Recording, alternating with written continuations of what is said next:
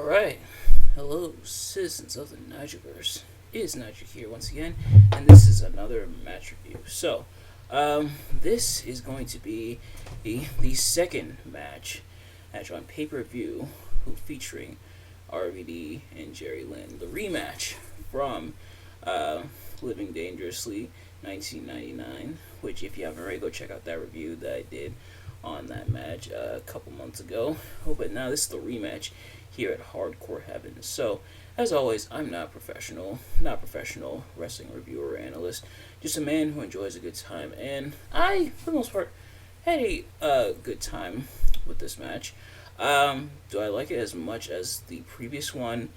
Not really, but it's still a pretty enjoyable match for the most part. There were some things that I really didn't like about this one, compared to the first one, and honestly just in general. But otherwise, really solid match as always. Is with these guys, and I feel like with both RVD and Jerry Lynn, how they're able to put on good matches against each other, and from what I've heard, they put on really good matches against other people. I've always liked RVD's body of work. Not as familiar with Jerry Lynn, but it just goes to show, although ECW, they're known for like the hardcore, excuse me, although they're known for like the hardcore weaponry and like all that extreme stuff, which this match had a lot more of than the first one. But even though they're known for all that hardcore stuff, I feel like because they're so known for that, people often forget that there's some legitimately fantastic wrestlers in the company. Guys like RVD and Jerry Lynn and Just Incredible, from what I heard, was really good, and like Shane Douglas. But sadly, because of its hardcore nature and everything, people just look at the hardcore stuff up, and I don't hear as many people talking about how many legitimately fantastic workers were in the company. But without further ado, let's get right into this. So, if you've seen these match reviews before, you kind of already know how this works. But if you haven't, pretty much I'm going to be talking about what I liked and what I didn't like as much about the match. So, let's get right into it. So, what I liked about the match, both men worked really well with each other. Both men and playing to each other's strengths as well as their own a lot of that high flying style, and similar to the first match in terms of them going counter for counter on a lot of stuff and having a lot of that awesome high flying action, which the fact that it's similar isn't a bad thing. In fact, quite the opposite, because that was one of the really good things about the first match between these two at Living Dangerously, is that they were able to put on really good matches with each other and work so well with each other.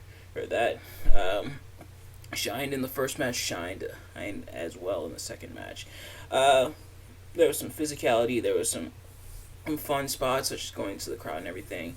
More weaponry, but even though there was more weaponry this time, such as multiple chairs and a table, they didn't over-rely on it. They spent the bulk of the time mainly working each other, which, while I love a good old-fashioned weapons match, don't get me wrong, I definitely love weapons matches. In fact, the ladder match is probably my favorite match type of all time. But you also, I can appreciate when two wrestlers just go at it and just work each other really well, and that's what RVD and Jerry Lynn did here. Is they worked each other really well. They put on pretty much a clinic. Not as much as the first one, but still a really solid match. Working really well with each other. They have really good chemistry, and showing that they know each other so well. RVD getting the win yet again, and after a Van Terminator with a chair assist from Bill Alfonso. But just to cap off a really great match.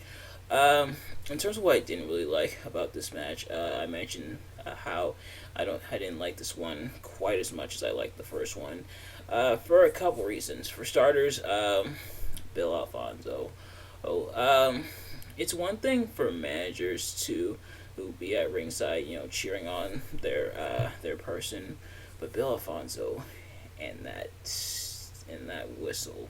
Well, now I get that was his gimmick and everything was the whistle, but when about 90% of the match is that whistle, like it starts to get on your nerves a little bit, and it definitely got on my nerves quite a bit watching the match. Like there were times I could barely watch the match where I'm like, oh my god, will you just shut up with that whistle? And some of the people in the audience had it as well. I guess Jerry Lynn had enough of it too, because he straight up dinked Bill Alfonso with a chair. He like launched a chair at him, and it stopped for a little bit, but then Bill Alfonso got back up. Oh, now it's one thing if like Bill Alfonso helped RVD cheat, which he did in this match. That I think is fine for the most part, but that whistle, it like grates on the ears a little. There's quite a bit. I also noticed that RVD did a lot more taunting than in the first match. He also taunted in the first match quite a bit, but there was a lot more of it this time around, and it did get pretty annoying. And him constantly taunting or like jaw jacking with the crowd and everything, and which I get, you do that sometimes to catch your breath a little bit before you prepare for like the next spots and everything, but it did get a little bit egregious at times, and I felt like he did it a little too much for my liking. The other thing was a really nasty bump that kind of changed the trajectory of the match. So there's a spot where Jerry Lynn goes out of the ring and hits the ground.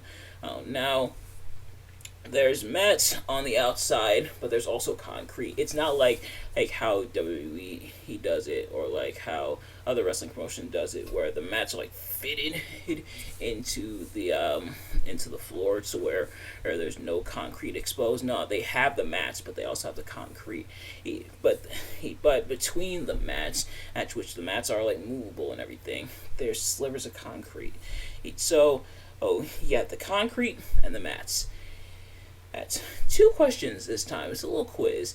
The first question is, guess where Jerry Lynn was supposed to land? And second is, guess where Jerry Lynn did land? I'll give you a second to figure it out. Okay, time's up. Jerry Lynn. The answer to the first question is Jerry Lynn was supposed to land on the mats, but the second question is Jerry Lynn landed on the concrete, and it did look really nasty. And you could tell like Jerry Lynn was legitimately knocked out for a moment, like he wasn't moving. A part of me thought he might have been like dead or something. Obviously not, because he's alive present day. But you could tell RVD, he and like Bill Alfonso and the referee, making sure he's like alive and everything. It was a really nasty bump. Jerry Lynn gets busted open from that. Both RVD and Jerry Lynn got busted open in this match, which interesting little tidbit. But you can tell how the trajectory of the match kind of changed from there. The action, while still very fast and still very like athletic and everything, and as like the first match, wasn't as much, probably because Jerry was still trying to like shake off what happened, and then still trying to like shake off the brutal bump he took and everything, which is why like I have so much respect for the wrestlers and the wrestling business as a whole. Well, because they take bumps like that, but they keep going, and that's what Jerry Lynn did here. He kept going, even with the bump he took, and props to him for being able to finish the match. But it definitely changed how the match went, which is understandable, because after a bump like that, I don't know if I'd be able to move. I'd probably have to stop the match after that. So extra props to Jerry Lynn for keeping it going. But after a bump like that, you're it's gonna hurt. You're gonna be a little loopy for a little while. Well, thankfully he was able to finish out the match and everything. But still a really good match. Maybe not as enjoyable as the first one, at least to me, but still a pretty good match. But that is it for this review. I hope you enjoyed. Thank you all so much for watching. If you did enjoy, please do me a favor: like, comment, subscribe, share with your friends, turn on post notifications so you know every time I upload a video so you can see it as soon as it drops. Let me know in the comments below. Do you dislike this match? Do you dislike my review of this match? And let me know why in the comments below. Oh, and happy Black History Month as well. Oh, and to celebrate Black History Month, aka my heritage and everything, we are going to be looking at different matches, different like movies and stuff, all related to Black history and Black people, African Americans, and all their accomplishments and everything.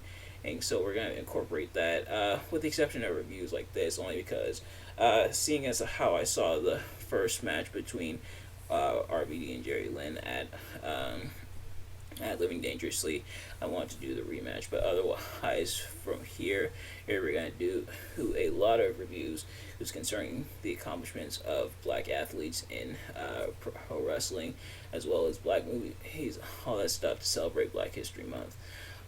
But thank you all so much for watching, and I will see you guys later. Peace.